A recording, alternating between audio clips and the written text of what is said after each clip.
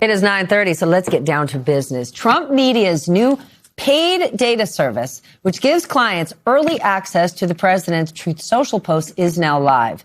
It is advertised as a direct, licensed, real-time feed of the platform's most market-moving truths.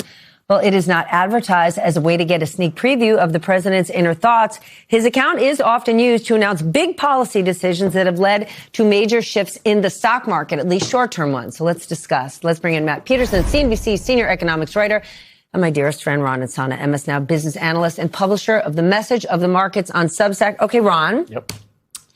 Connecticut Senator Chris Murphy calls this insider trading. What do you call it? Yeah, it's pretty close. I mean, you're selling material, non-public information that you yourself are generating 20 seconds or so, or however many seconds ahead of putting it out to the general public would be advantaged information, as we may want to euphemize it. Yeah, it's as close to insider trading as you can get. You know, there are wire services that have premium offerings that sell their breaking news early and then release it to the general public.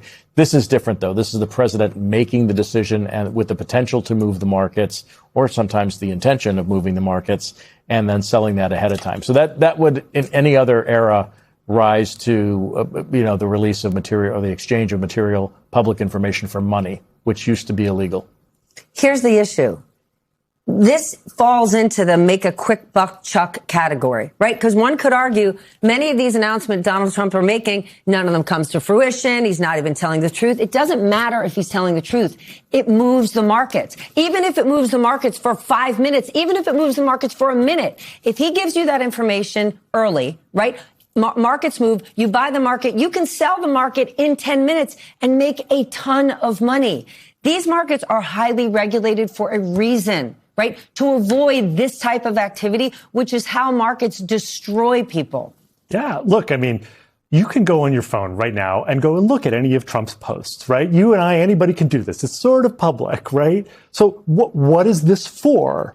It's to give Wall Street an edge. That's the only purpose for this $100,000 a year subscription, is to give $100,000 a month. A month. No, that's right. You're right. Exactly. Over $1 million. I don't know if it's to give Wall Street an edge. I think it's just to make Donald Trump richer. Yeah. Because whether or not these posts help, hurt, or do anything, his company, right, Truth Social, he is the majority owner of this whole company, and he's going to get paid to be the middleman on all of this. All right, let's talk about AI, because on your Substack, you talk about the potential risks of these huge investments in AI, and we just witnessed it, right? In the last week, a name no one ever heard of, it's like almost a Bond villain name, Leopold Aschenbrenner, this 24-year-old, right? He graduated from Columbia University, valedictorian at 19 years old, had billions and billions and billions of dollars because he was considered an oracle of AI, just got carried out, right? Because of these massive margin calls and destroyed. And this is a guy who's considered a visionary. Yeah, well, you could be really smart on AI, but not understand how to use leverage when you're managing a hedge fund that's at least $24 billion. He levered it at least 4 times, which means that's close to $100 billion of exposure. The trade went against him. He gets carried out. Ken Griffin at Citadel buys him out at the bottom, and then also turns those stocks around and makes a fair amount of money himself. But put leverage aside, the reason this young man and Oracle got all of these investors is because of this idea that sky's the limit when it comes to AI. There's not enough money to put in it, like this is the future. And you're arguing that like maybe that's not the case. Well, for the amount of money that's being put in, both, and there's equity, there's off-balance sheet debt, on-balance sheet debt that is extraordinarily large. The return on invested capital has to be so big to justify the trillions of dollars being spent that we still don't know how this plays out. If that return does not materialize, a lot of these companies are going to take some big hits. And that's the thing. AI may be our future, but it may not be our future right now and not at the pace of all this money backing it. I mean, it is our future right now because it is making stuff more expensive in our economy right now. Your electricity, your utility bills are getting more expensive right now because companies are, buying every, electron they possibly can in order to fuel this build out.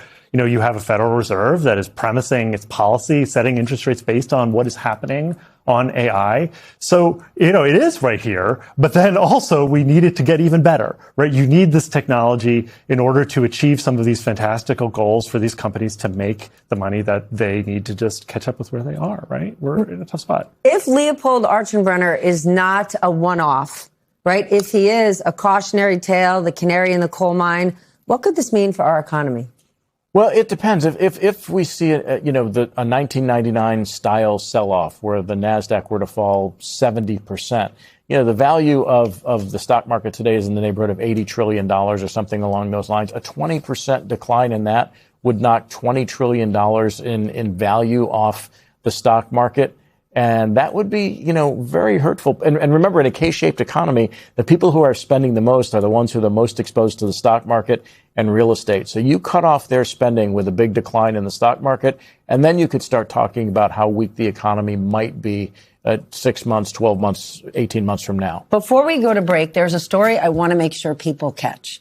We learned that far-right media outlet Newsmax announced a deal with Meta, the parent company to Facebook, to help train its AI models. I want to point out that other news organizations have similar deals with Meta, but Newsmax is a far-right outlet that paid a huge settlement with Dominion for airing lies about the 2020 election. What is your reaction to this? Because this is being announced as Meta is really on this beauty makeover glow-up tour of no. We're the AI company that cares about humanity. We are cutting ribbons and opening schools and kissing babies.